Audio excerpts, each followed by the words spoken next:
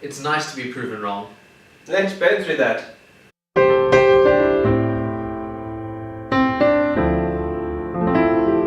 Hi, I'm Nick. And I'm Dax. And welcome to the call room. Yeah. I'm stealing your line. Yeah. Deal with it. Yeah. Our YouTube rugby chat show, and we're going to be going off the positive vibes. No.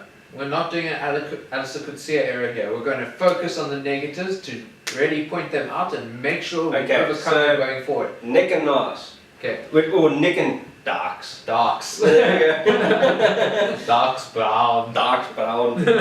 Darks Braunschweiger. So, yeah. Basically, let me just start off with the topic sentence. I was proven wrong. I thought the foreign-based players for the Springboks weren't going to be up to standard, and they were arguably 3 out of the 5 best players on the field, so On the day. my bad. Well, look, we weren't expecting much out of this match, firstly. Yeah. But it was great to see that the impact that they did have. It begs the question what type of impact Bismarck would have had and all that. But Bongi and Benambi had an absolute really, really good game starting. Yeah. Upper did fairly well, although he did give away a penalty for a bit of a turnover. Everyone gives away penalties. But yeah, Faf de Klerk, when we were under the cosh, ignited that spark that got us going forward. Yep. Got our backs into the games, got Good our forwards into sniping the runs. Cheapers was really, really good. It was like he somehow epitomised the form that he had in his very first Springbok start. Yes, he and did. He came back with it, and I really hope he just doesn't go into that old pattern. No, he must really stick to that. But look, it's going to be a problem now because I think they are going to find ways to neutralise him in the next couple of matches. Possibly. So we must be careful of that. Maybe get like Sia and Dwayne, just giving him that like extra protection in a lot of instances. Just be there around for him. But jeepers, that guy tackles like a Jack Russell. Like seriously, I mean some big guys he took down with some really great tackles. Yeah. I mean he was fantastic defensively. For me, one of the more standout guys was Sabu Nkosi. That guy. He was good. I mean, okay, let's start with the wings. Let's start at the beginning. Yeah. The wings were non-existent for the first 10-15 minutes. Yes. That's where all the England tries came through, or the line breaks came, was out wide. We had no defence there, so maybe that was lack of experience from the wings, both being debutants essentially. They were debutants, they didn't start last week. So that was a big frailty for Nkosi. Yeah. But to bounce back, get a brace of tries on debut, some very good tries, very good running, fantastic stuff. Also, Janche also managed to bounce back to set up the second. Yes. Oh, that offload. Offload straight in, and then he scored his own try. Billy LaRue had his hands in on basically all of them. Yeah. On basically all the tries. And Sneeman was also involved heavily. Sneeman had an absolute belter of a game. Yep. I mean, for a lock forward to do nearly 50 meters. And he was not getting caught. 9 carries and then 9 tackles himself. I mean, that line break where he went through the line and the backline players couldn't catch him. I was just like, what's going on here? But I mean, it also goes to show that there were instances where we were on the attack, just no patience in that situation. I mean, we got turned over, I think, in the one instance. We lost the ball forward in contact in another. It's kind of that like basics that are kind of just missing now. I'm very positive about how we played in patches. The negatives is one, we were very narrow on defence in the early stages, and that's something that we have that Rusty and Jake Niebenheimer. Oh, I don't know his support. Niebenheimer have to look at for the remainder of the series. Yeah. I mean, we can't have the same. I mean, we need to fix the defensive lines now in the England series because we're not going to have the same chance when we play New Zealand and Australia in the Rugby Championship. Yeah, I have to say Mike Brown was fantastic out on the wing. Yes, and he got him and the Eddie Jones got hammered at home saying, "Why is Mike Brown on the wing?" He gave us headaches that one. Yeah, no, I have to say, I mean, he is a traditional fullback, but he was dropped in his Six Nations because he just wasn't performing. experiment out on the wing, and I think it was a pretty successful Yeah, experiment. I mean, that was a really, really good gamble, and you got the first try. Yeah, and he bounced off 100. Yeah, he bounced off 100 pollard. He had some line breaks down the side that set up the other 2 tries. Yeah. So he's going to be, if he carries on with that form, he's going to be the danger man for the English team. And that fullback as well, he is also a very good runner. Yeah. Very, very huge boot on him. Jeez. Yeah, 60.6 meter penalty kick. Can we also just, speaking about kicks and things travelling, what was going on with the balls that Pollard kept wanting to I think ask for another one? I think he was picking up that they felt softer than what they should be, and I think that has something to do with him complaining about when he was place kicking or kicking for touch or something, because the ball doesn't have that same response. Yeah. Kind of think of it like in golf. When a golf club hits a golf ball, the ball compresses and then expands. A rugby ball essentially does the same thing. Softer the ball, the less softer distance. the ball, the less distance and that type of thing. So I think there was an issue, but the referee was like, no, there's nothing wrong with it. Which brings us to the next thing. The referees this weekend were all, in certain regards, trash. Especially in the New Zealand-French game. So I didn't actually get to watch that one, but I heard the controversy about the one card being awarded when it shouldn't have been awarded, and then another instant later on in the game where there should have been a card, but there wasn't a card. Mm-hmm. So I happened to watch the second half. I missed the first half, unfortunately, but I believe that the first half there wasn't really much in it. All the action happened in the second half, basically. But Ryan Crotty ran a line and he got taken around the shoulder, and the impact looked quite hard, but I mean, most tackles are.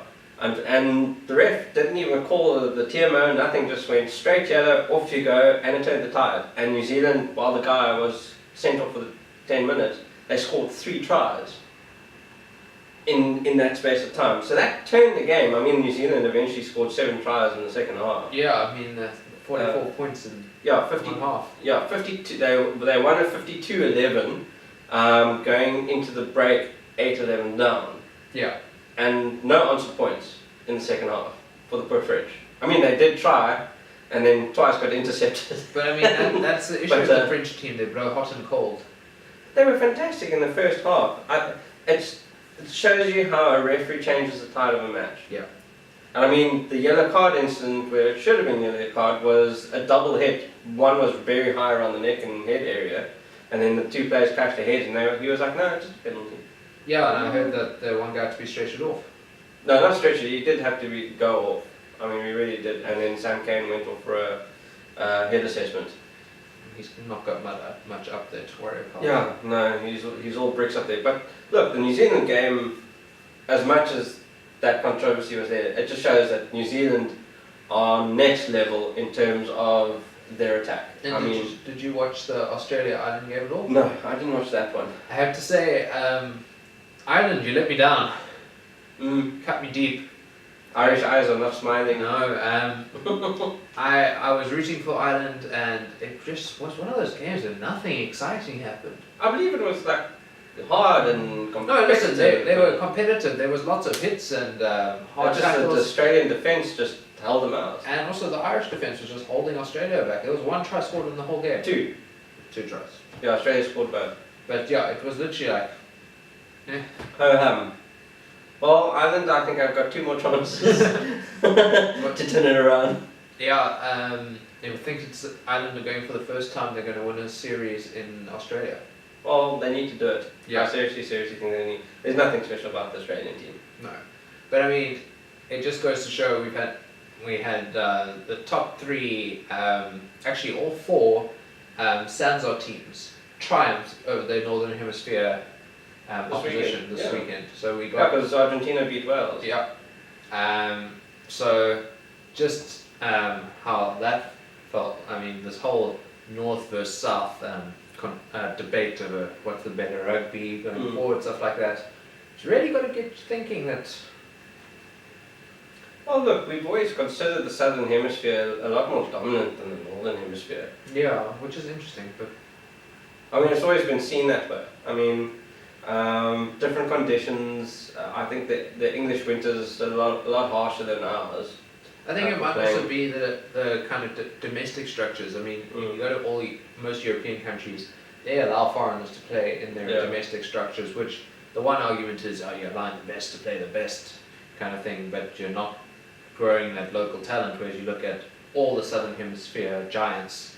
Oh, mostly based on local players. They very rarely will have a foreign player in their domestic structures. Yeah, I think of one or two that have come and played on our shores. I mean, yeah, I think there was that one Fijian for the Stormers, and then there was a New Zealander last season. Tony Brown from like 4 or 5 seasons ago. Tony Brown, who's the assistant coach for the Sunwolves. Yeah, there was a fly half replacement for the Stormers. We had the French. oh yes, the fly half. Played for the Sharks. Yeah, he played for the Sharks, and can't think of his name now. Watch, we're going to finish filming and be like, that's the one. Yeah, that's the one. But I mean, yeah, we've had minor foreign players who have played. Michael Checker used to play for he's now in the Sunwolves team. He used to play in New Zealand as well, or Australia. Or some South Africans have played in Australian teams. But yeah. But it's very limited. It's like one or two here and there. Where you look at Toulon, for example. How many foreign players did Toulon have? Yeah, and Montpellier. Montpellier is essentially another South African team. Yeah, right? and then there's Racing Metro, and all of them have like a lot of foreigners. Yeah, I mean, so that could be one argument. Yeah. Another argument, let's say conditions.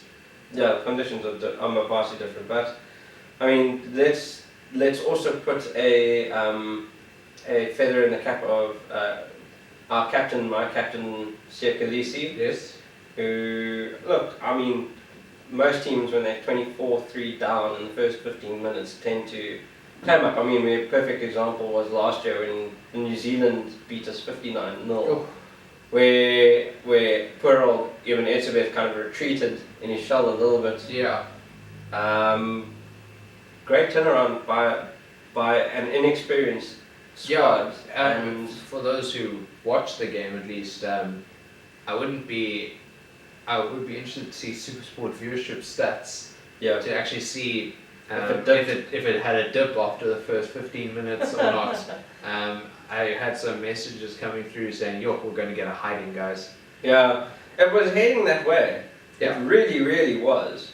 I mean, I was having like flashbacks of that New Zealand test. Yeah. I have to say, I was shouting at the TV, and then suddenly turnaround happened, and it was fantastic. We're still shouting at the TV, but for a different reason. But for a different reason, yeah, exactly. I mean, wow. I mean, it is a great sign of things to come if we can keep that up. Keep it up, yeah. Just, you know, a lot of the things that we must look at is, one, we must fix those defensive frailties. Exactly. We have to.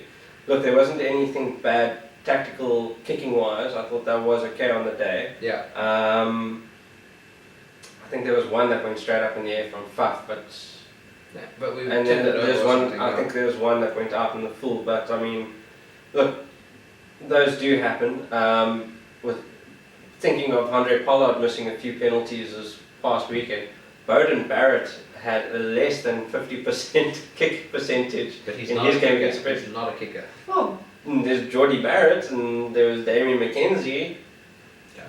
They stuck with Bowden. I was like, what? Well, you know what? Let's not be too critical. Well, look at it this way. The New Zealand score would have been a lot more. Yeah, it would have flattered them a lot more. Flattered them a lot more if he made those. But kicks. then again, you know, the butterfly effect. If he had gotten those kicks, would they have gone as hard as they did at the French? It's just like, you know, it's New always Zealand, like the minute they sniff try line, they attack. I'm sorry. But it's always like, you know, you hear people say, you know, we should have won that. We had 9 points go begging because he missed 3 kicks. Mm-hmm. But if he'd gotten one of those kicks, you don't know how that could have changed the game's plan, the outcome. But anyway, let's go back to some international picks. Because, you know, we've got to hurry things up because the Blitzboks are playing in the final. Yep. And they could win the series if they win the final. Yeah, so they win the final, they win the World Series. So exciting stuff. So, moving on. This one's a tough one. Tonga versus Samoa. Both having lost their first games. Tonga at home. I'll give it to the Tongans at home. I'm gonna go Samoa. 50-50 this one. Mm. Okay. Fiji versus Georgia. Fiji. Yeah. Okay, Japan versus Italy again. Japan having won the first encounter Yeah. convincingly. Japan again. Apparently that was quite a good game, from what I heard. Yeah. Sadly, I got the flu, so I couldn't wake up that early to watch a game. New Sorry. Zealand, France. What's the margin for this one this time around? We were conservative last week. We were very conservative this last week. I'm going to say New Zealand. I'm going to say between 20 to 30 points again. Okay, so I'm going to say about 20. Australia versus Ireland. You know it's Ireland. I'm going to back the Irish again. I'm speaking to you. Don't let me down again. I'm going to keep backing the Irish. They're going to have to win one of them. Yeah. Don't let me down. Don't let us down, Ireland. Okay, South Africa versus England in Bloom. Okay, slightly different pitch this time. It's going to be harder and faster. It's going to be more of a running game. Yeah. I think we're going to have learned from our mistakes this past week. Same with England, but I think we're going to actually do. I think we're going to get it. I think at least I'm going to say 10 to 14 on this one. Okay, so by 10 it is. And then, we actually got it wrong. Argentina lost to Wales. Sorry. Oops. Argentina versus Wales. Oof. Okay, if Wales is beating Southern Hemisphere teams quite convincingly, Yeah. by the looks of it, I'm going to keep it Southern Hemisphere. Wait, I'm going to give it to Wales. Okay, here's a tough one. USA versus Scotland. How did USA do against Russia? They won. And Oh. Scotland also won. Oh. Scotland played Canada, eh? Mm. Oof. Scotland on this one. I mean, Any team that can beat the English, I'm pretty sure is gonna. Gary Gold is there. Hey, he's working his magic. Yeah, Scottish. They have a good coach too. And then the final game, Canada versus Russia. I'll give it to Canada. Yeah, Canada. Okay, picks are made. They are saved. Done. Okay, don't let us down, Ireland. Yeah, don't let us down, Ireland. All right. So yeah, I think that's it for this week. Like the video, subscribe to the channel if you haven't already. Share us far and wide. Yeah, leave a comment. We'd like to hear any type of feedback. Yeah. But otherwise, we'll see you next week. Yeah, where we hopefully are still smiling and positive about things. Yeah, because I feel like if doesn't turn out well for us, we might have a bit of a rant. Yeah, well, we did have a little bit of a rant about certain things, but it's good. I mean, you have to have the good with the bad, Yeah. and you have to highlight the bad in order for it to get good. So Exactly. there we go. Yeah. And then hit the bell icon so we notify you when our video goes live. And Yeah. then we'll see you next week. Yeah, great. Cheers. Thanks. Bye.